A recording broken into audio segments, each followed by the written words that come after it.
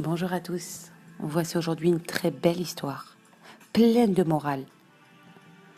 Il était une fois un célibataire qui vivait à Jérusalem avec sa vieille maman.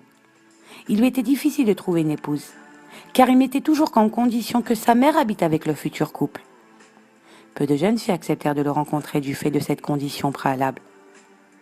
Certains membres de sa famille décidèrent de consulter alors le Rav Shlomo Zalman Auerbach. Ils lui demandèrent de parler avec le jeune homme, afin qu'il renonce à cette condition un peu dissuasive, et qu'il trouve une autre solution pour sa maman. Le Rav Zalman refusa net. Comment puis-je faire une telle chose? Il a tout à fait raison d'insister pour continuer à s'occuper de sa mère. Car le plus important lorsque l'on recherche une épouse est d'abord de trouver en elle des qualités de cœur. Toute jeune fille n'acceptant pas cette condition est dépourvue de générosité, et il a raison de s'en éloigner. Ce jeune homme ne fait qu'appliquer le commandement de Kibbout Avaim, et je ne lui demanderai pas en conséquence de renoncer à une loi de la Torah.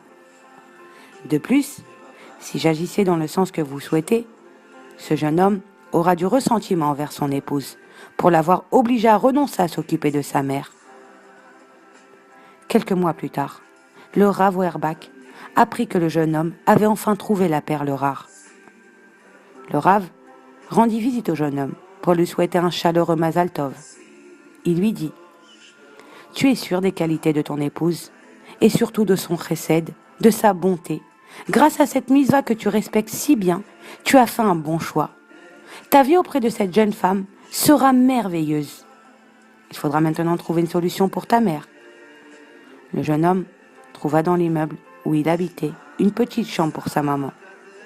Il y installa et ne manqua pas bien sûr de lui rendre visite tous les jours afin de continuer à veiller sur elle. La mitzvah de Kibbout Avaim est une mitzvah extrêmement importante.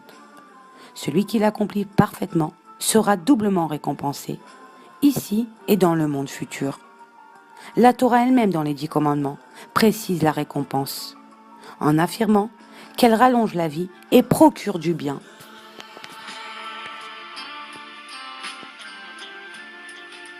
Voilà, et bonne journée à tous.